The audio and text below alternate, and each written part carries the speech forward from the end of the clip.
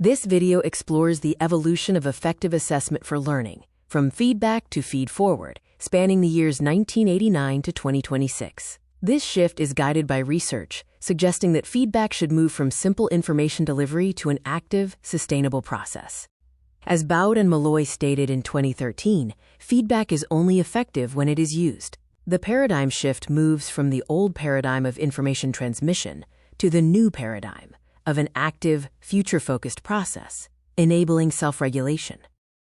In 1989, Dr. Sadler focused on identifying the gap between the reference level, or the standard, and the actual level of performance. This involves knowing the standard, comparing performance, and acting to close the gap. The student must share the concept of quality.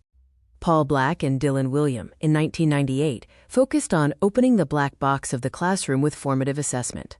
Assessment is for learning, not just grading. Feedback must adjust teaching and learning while the learning is happening, moving learning forward. By 2006, Nickel and McFarland-Dick emphasized the principles of student agency, shifting from teacher driving to student driving. This involves 4 principles of self-regulated learning, including clarifying performance and facilitating self-assessment. In 2007, John Hattie and Helen Timperley presented the 3 essential questions: feed up, goals; feed back, progress; and feed forward, future action. Feedback is most effective at the task and process levels, not the self level. David Bowd and Elizabeth Malloy in 2013 highlighted that feedback is a process, not a gift. Information is only comments until used by the student to bridge the gap. Tasks should be designed so students apply comments to future work. From 2016 to 2021, the focus shifted to building feedback literacy with work by Carlos, Ajawi, and Bowd. This involves 4 components: appreciating feedback, managing affect, making judgments, and taking action to convert comments into improvements. The anatomy of the shift shows the change from then information delivery to now active process. This impacts the student's role, timing of feedback, and the goal, moving toward developing evaluative judgment.